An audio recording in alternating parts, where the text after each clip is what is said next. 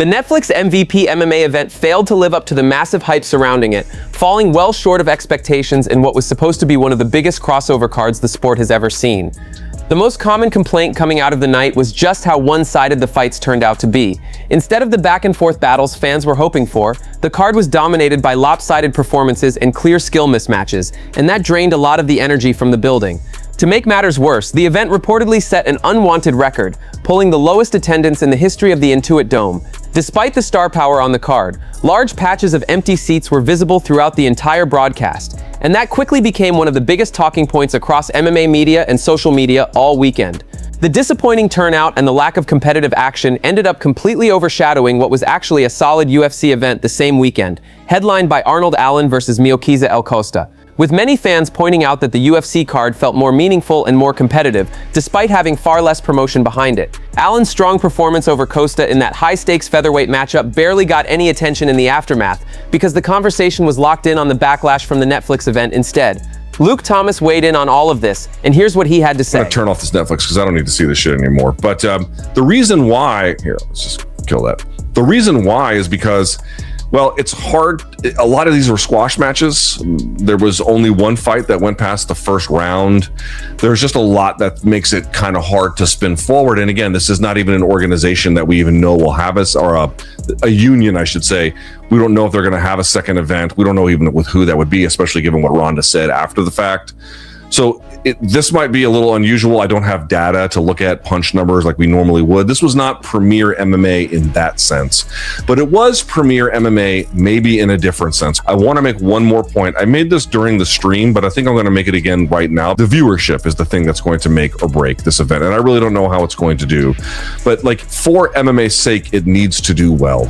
MMA fighting reporter Jed Meshew just dropped some major insight on a few of the biggest storylines floating around the sport right now. One of the hottest topics was Jon Jones showing up at the broadcast desk during the Netflix MVP event and publicly talking about wanting out of his UFC contract to pursue a fight with Francis Ngannou. But Meshew was quick to pump the brakes on that. Jones is still under a UFC contract, and realistically, any scenario where he fights outside the promotion right now is highly unlikely, regardless of whatever he says publicly or how much crossover talk gets generated. Meshew also broke down where things stand in the UFC lightweight title picture, which is still very much up in the air, depending on how the next few fights shake out. One key detail he highlighted, Ilia Topuria's future at lightweight could hinge entirely on what Conor McGregor does against Max Holloway at UFC 329.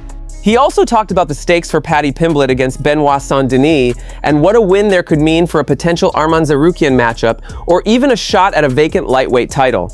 Here's what Meshew had to say. By the way, if BSD, for Paddy Pimblett, if he beats for both guys, what do you think is on the line for the winner of BSD Paddy Pimblett here? Potentially a vacant title fight. I think Ilia Topuria is leaving lightweight unless Conor somehow beats Max. Then it's what we talked about. He should be forced to fight Arman Tsarukyan. Like, that's the thing, and maybe it happens, but I am not confident that that happens. And so then it will be Arman versus blank person for the vacant belt.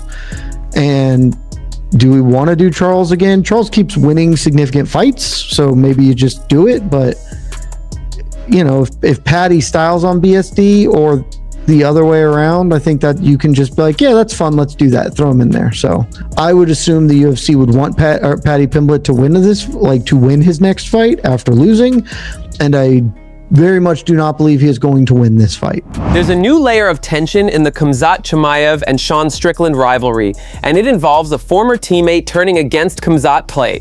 Dennis Tuolini, a UFC middleweight who trained alongside Chimaev for years before recently switching over to Strickland's camp, sat down with the Russian channel Usha Taika to talk about the situation.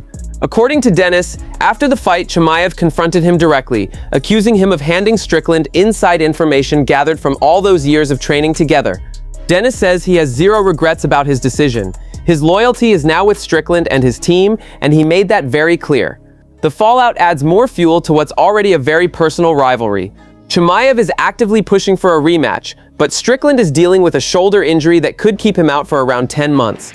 And with Khamzat's own history of long layoffs between fights, there's a real chance this rematch simply gets pushed back until both men are healthy, which could end up setting the stage for a highly anticipated grudge match once the dust clears. The fight didn't disappoint, in my opinion. It was a good fight. Maybe for someone, it was boring, but in my opinion, it was very watchable, tense, and dramatic, with a lot of technical stuff going on, strategic changes, and everything. There are some nuances that I have noticed in Khamzat in the past. For example, in order to survive against Chimaev, you need to stay calm. A lot of guys get nervous when they feel Khamzat on their backs. Also, you have to put psychological pressure on him. Like you saw with Sean, he pressed him more and more with each round, kind of breaking him psychologically. There are some other small details which helped Sean win this fight. Obviously, I helped him prepare a lot for this fight. I met Khamzat after the fight, and it was clear he was not happy with me. He smirked and told me he expected more from me, saying I disappointed him because he believed I had given Strickland some inside information, but I had to help my teammate. That's all I could do. Ilia Topuria is turning up the intensity in camp ahead of his clash with Justin Gaethje, and apparently his sparring partners are already paying the price. According to one training partner, Topuria has been throwing heavy body shots throughout camp, with his liver shots doing particularly nasty damage. The partner admitted he was feeling the pressure constantly during sessions, saying his liver was completely wrecked afterward. He also went on record predicting that Ilia finishes Gaethje in the first round based on what he's experiencing in training. Topuria also spoke out about the altercation involving Josh Hokit at the UFC White House press conference. Ilia said Hokit was lucky security was there, suggesting things could have gotten very ugly very fast. He also expressed genuine surprise that Hokit would go after Pereira's family out of nowhere, saying that caught him off guard. On top of that, Ilia offered an interesting take on Ian Machado Garry's chances against Islam Makhachev, more open-minded than most people expected. He acknowledged how much Garry has grown inside the UFC and said that in MMA, anyone has a puncher's chance in a big fight. He even pointed out that Islam has been knocked out before, implying that Makhachev, as elite as he is, isn't untouchable.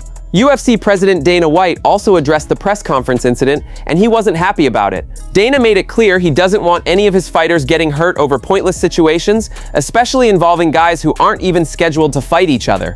Here's what Dana had to say. A couple outside about the White House press conference we enjoyed the other day.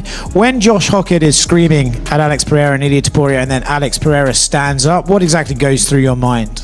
I don't want any of these guys getting hurt over stupid shit that means nothing with guys that are never going to fight each other. You know what I mean? It's not like Ilia Topuria and Hokit are going to end up fighting. So it was just, you know, I think that whole thing is goofy anyway. But, you know, the guy went out and performed. Unranked guy went in and beat the number 5 guy in the world. So that's it from MMA Time. Thanks for watching. Don't forget to leave a like and subscribe for daily MMA updates.